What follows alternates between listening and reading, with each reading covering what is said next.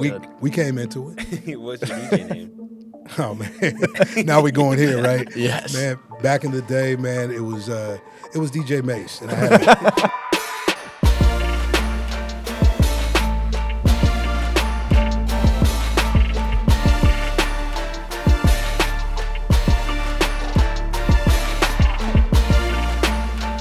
Welcome to episode 1 of Nick and Roman's Empire. I'm Nick Vattiato. I'm Roman Gagliano. And for our first episode, we have our head coach, Derek Mason, with us. Coach, how are you? What's going on, fellas? Good to see y'all. Good to see you. Good. Yeah. How's everything?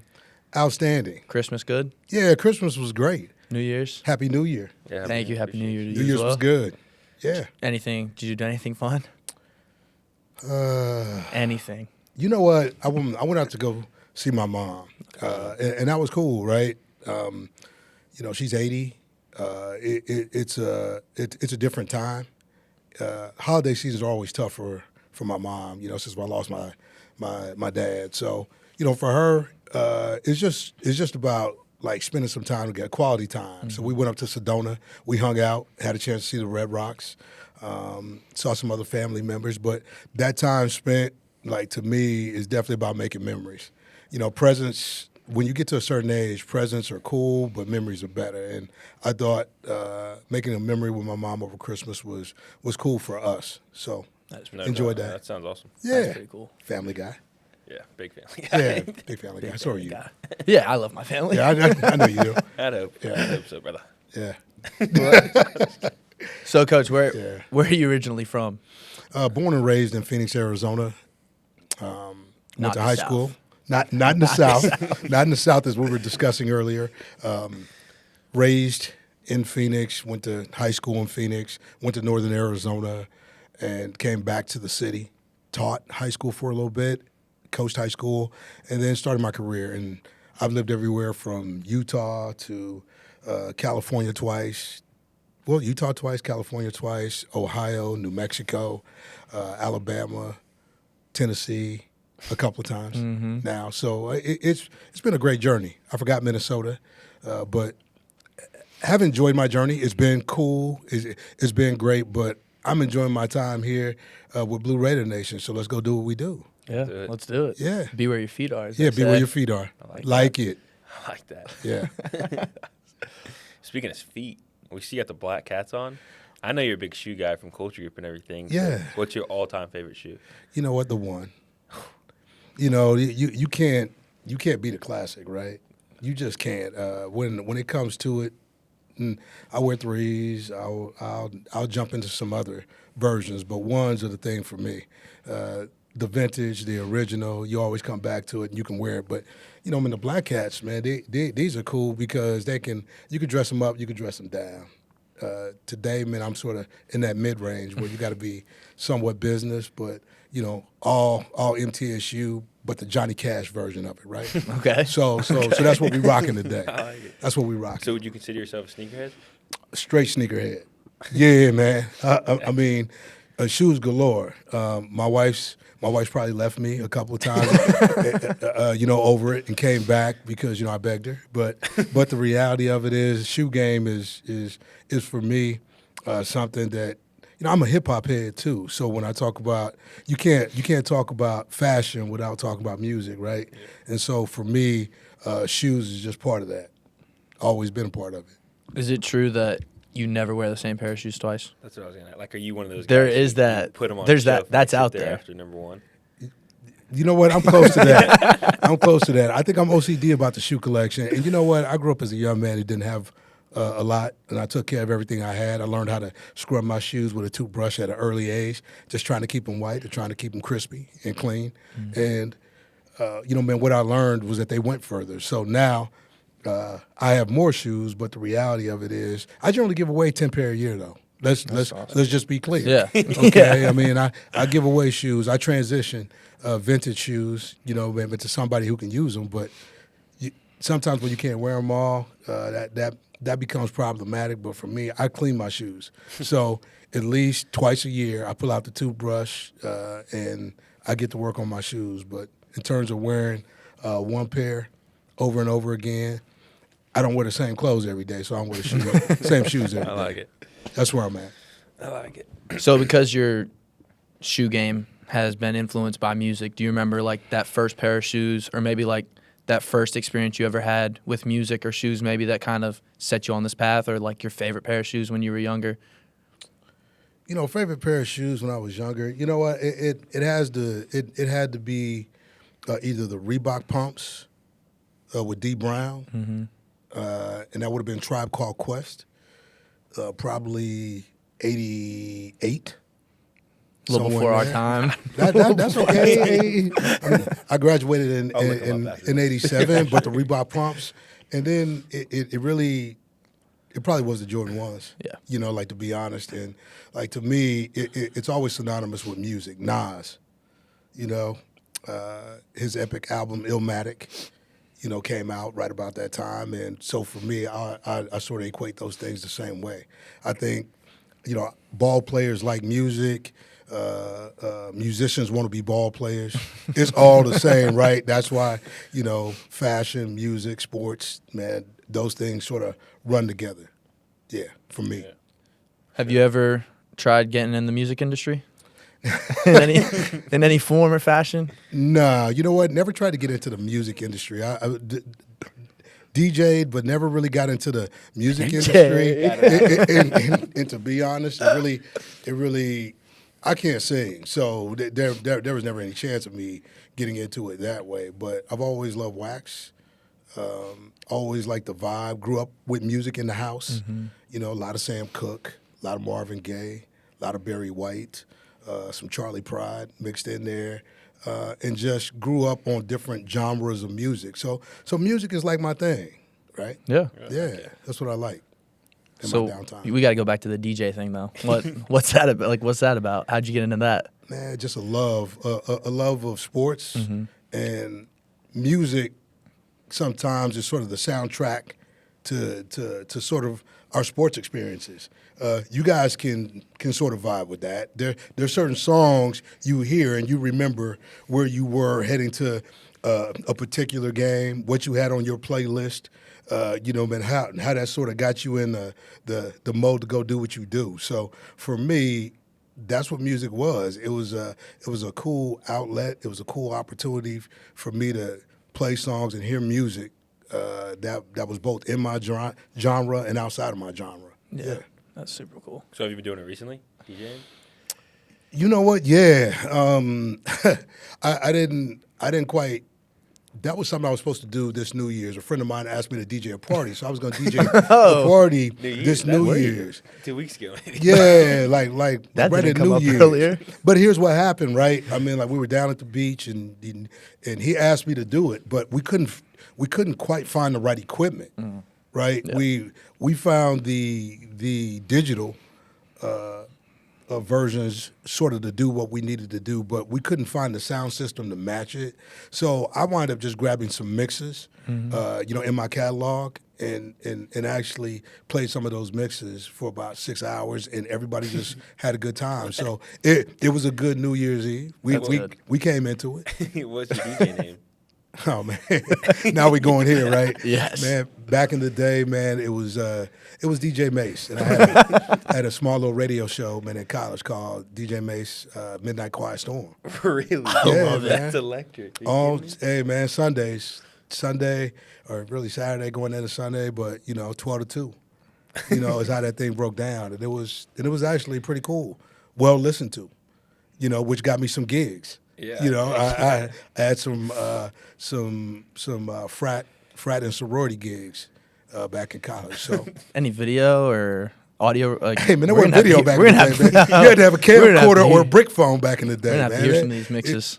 Different times. So no video, but you know what? We'll have to make something happen maybe this spring. Maybe I can DJ a set like after a spring practice or maybe for our fan base, so we can get some people to come on out. And I'd love it. I'd love it. Enjoy spring ball, or maybe I'll get you guys, a pre-practice mix or something. I'd love it. Sound good? Yeah. Right. Speaking of different gigs, yeah. we heard, you can confirm or deny this, up to you. Yeah. We heard a rumor that when you were the defensive coordinator at Stanford, you would also DJ sometimes when the coaches were all together. hanging out, maybe. Yeah, like that was a good time. We did do our research. I'm not going to deny that. That was a good time. We all lived in the card yard, right? Mm-hmm. And so occasionally, man, we'd have my daughter asked me to DJ her birthday party, and then it became a thing. Yeah. In the card yard where the kids would come out, but the kids would leave about an hour in. It'd be the adults, and I'm not gonna name names, man, but there were adults doing some hilarious and somewhat controversial dances in the card yard. So we'll let that be that. Yeah. Leave it up to everyone's imagination. Yeah, absolutely. What was going on? Yeah. What's up, card yard? They know who they are. Yeah, they know who they are. Maybe if this goes well, we'll have them on at some point. Maybe. If you allow that, Yeah. we'll see. Yeah, They yeah. got some stuff. Oh, I bet On they DJ do. Mace, I for bet sure. they do on They got DJ some Mace. stuff. They got some stuff. That's awesome. That's sweet.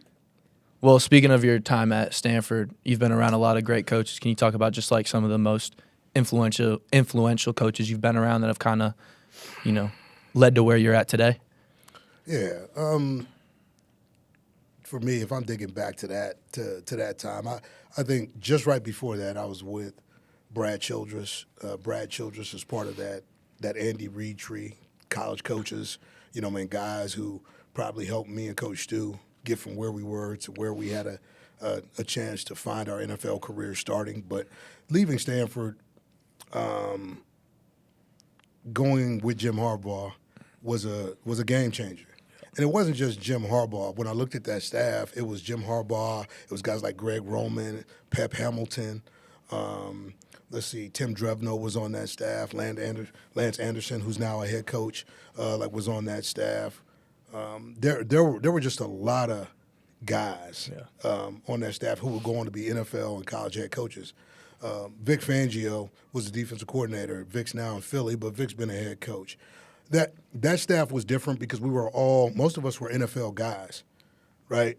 Who came to a place where intelligence was in abundance, but people didn't know if we could win. Mm-hmm. But Jim infused this sort of blue collar, physical mentality within this group that made this group different.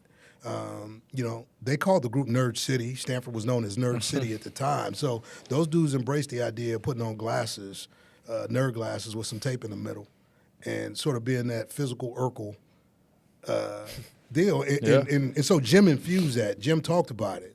Never apologized for having to be intelligent, right? And I thought that was such a cool thing. So instead of feeling like you had to talk about this idea of your ACT or your SAT, man, you could talk about that, but what we were going to talk about was the physical brutality required to win games. Mm-hmm. And I thought that was sort of turning it on its head, and just to be in the midst of that. And then David Shaw took it over, and David was already there as the quarterback's coach, but David took it over. Yeah. And David infused his own mentality, and as we had some staff members leave, we just continued to get better.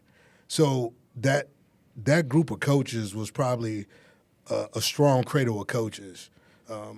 We live for each other, we rock with each other, and we've all cheered for each other as we've all been able to go our separate ways and do what we do. But that time to me was like a coaching renaissance, so to speak. And since then, I've just had a chance to be around great coaches, whether it's guys who have coached me at places like Vanderbilt and Auburn and Oklahoma State, but I feel like this staff right now, we got some dudes on this staff that you're going to be hearing about in the next, 5 to 10 years as head coaches.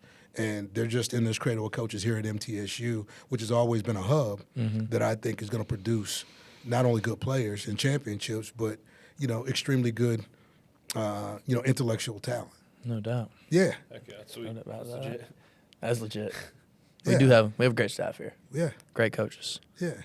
Great mentality. Well, let me ask you guys some questions. Uh-oh. Okay, like we don't mind moving the needle a little bit. No, come on. Look, what's it been like for you, Nick, to find yourself now, moving through this time period where, man, you've had, success as a young player, man, you've been able to break some records, but now you're on the cusp of doing, something different and maybe attacking some records here at MTSU. Yeah, I think, like coming in, when I came in the summer of 21. Yeah. Just coming in. I'm sure Roman feels this way how I was last year, just like a young guy, like trying to find your way. Yeah. Maybe getting lost on campus when you're trying to walk to the JUP. But no, just coming in and kind of learning the ropes and trying to understand from, your new teammates, guys who have been here, kind of understand like how this thing rolls and what college football is like. And I think like throughout the years, like just college football in itself has changed a lot with the whole NIL thing and everything. But I think just like, finding my way, finding like the type of, human being I am and the kind of teammate I want to be for everyone. And I think throughout the years, like I was able to play when I was a true freshman. And I think that gave me a lot of experience and kind of, was able to, kind of just show me like what I have to do to get where I want to be.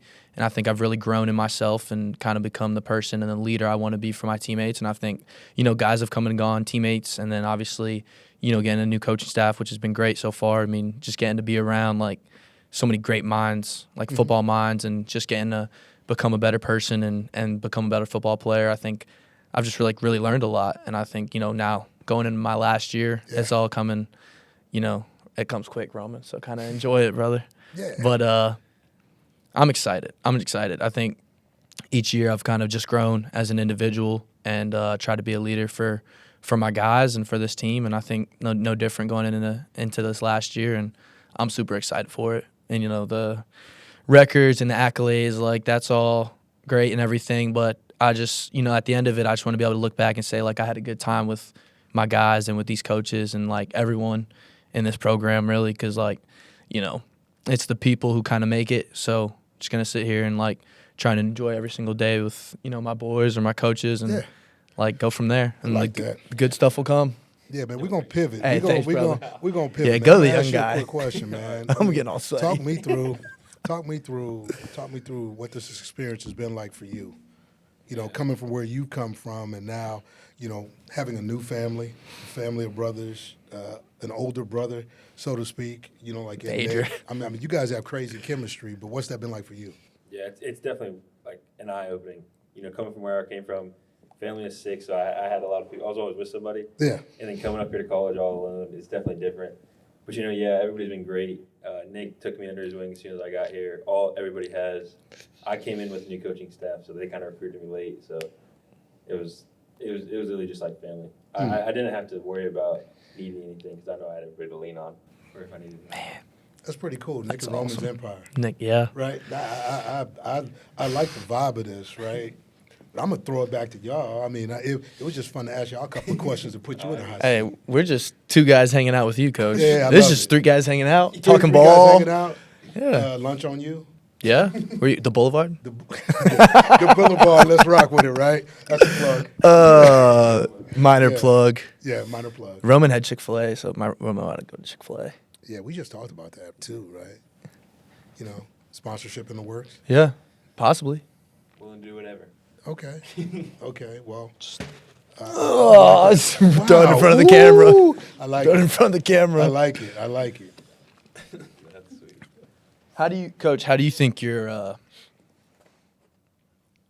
like as you've gone through your playing coaching career, do you think your outlook's ever changed as you've gotten older and more experienced in it? I think so. I think as I've gotten older, you have the things that you believe in, but then you have the coaches and the young folks that you're journeying with, and I think they give you just as much as you're trying to give them. And I think the adaptability in that space, you got to be adaptable. I used to be so hardcore about certain things that I thought it was somewhat rigid, but I've given on some of those things because I think they don't matter as much as I thought they did. And what I've tried to pay attention to is some of those things that really make for growth and experiences that lead you beyond, like the journey that you're currently in. How can we see somewhat into the future and help with the soft skills needed and necessary both on and off the field to make the journey what you wanted to be and what you needed to be. Yeah. Sometimes you don't see that, and I know we see some of that for you, but it also can be fun. It also can be, competitive. It could be,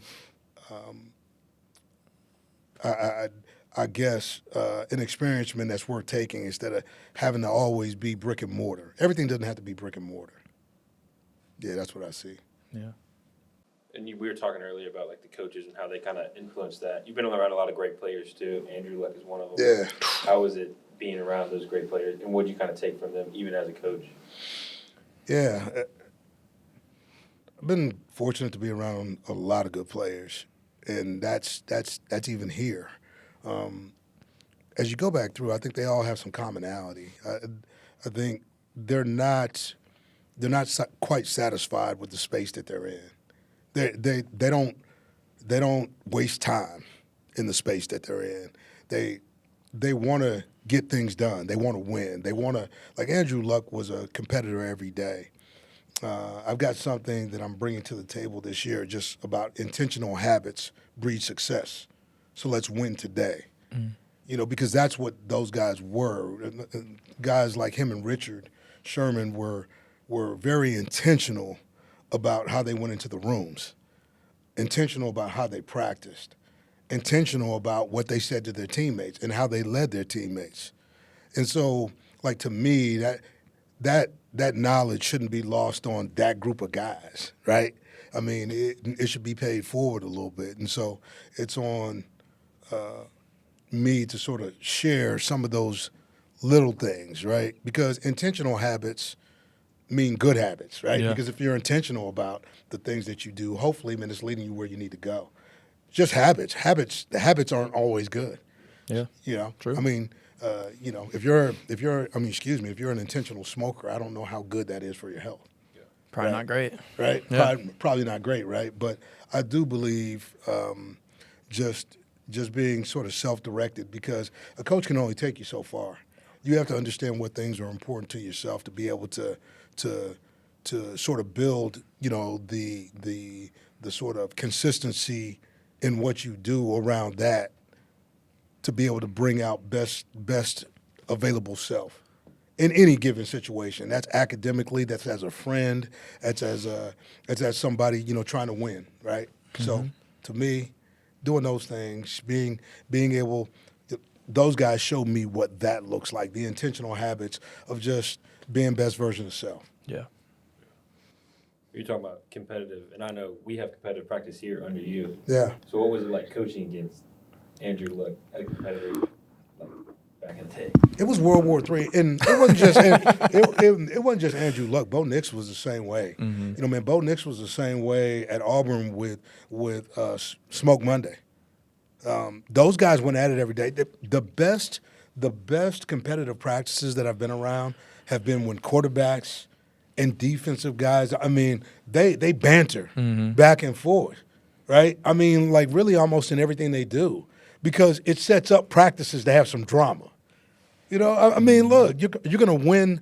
You're going to win some. You're going to lose some. You want to win more than you lose, right? Yeah. But I think how you ratchet up the level of practice, you know, allows you to rise to those occasions in games. You know, I've talked to you about mastering the tools in practice to elevate game day performance. I think that's one of them. How do you mentally, challenge yourself and challenge those across from you? Can you stop me today? Yeah.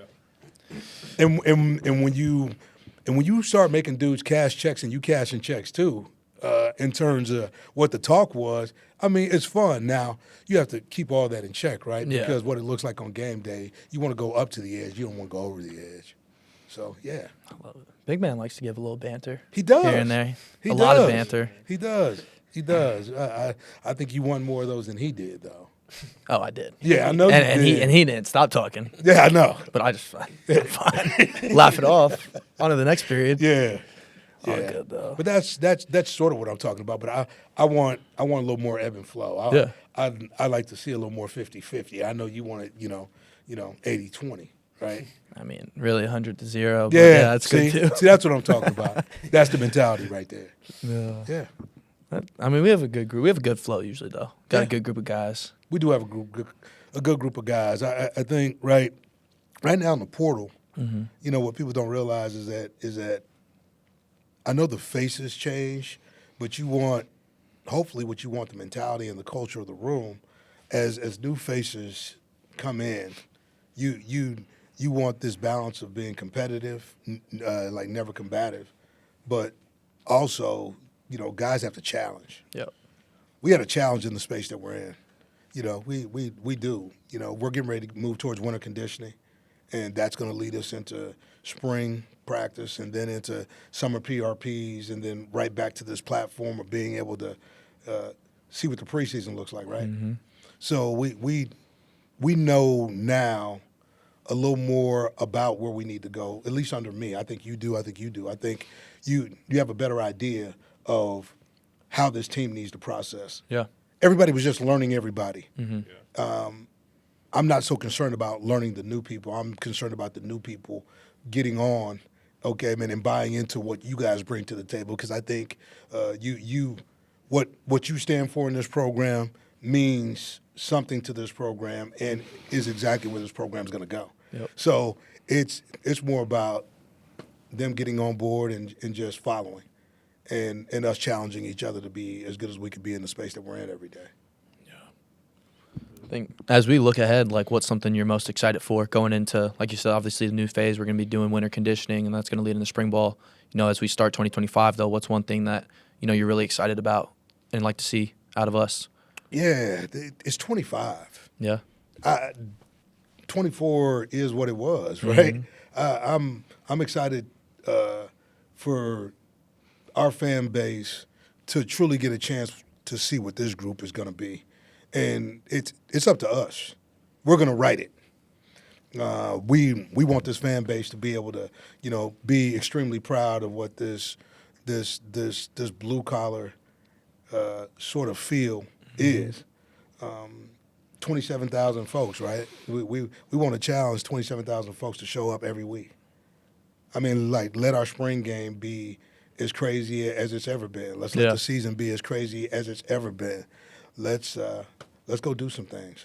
Let's have fun. I love it. Rome, you got anything? Let's win. Have fun. I like that. Have fun. Let's win. Let's win. Yeah.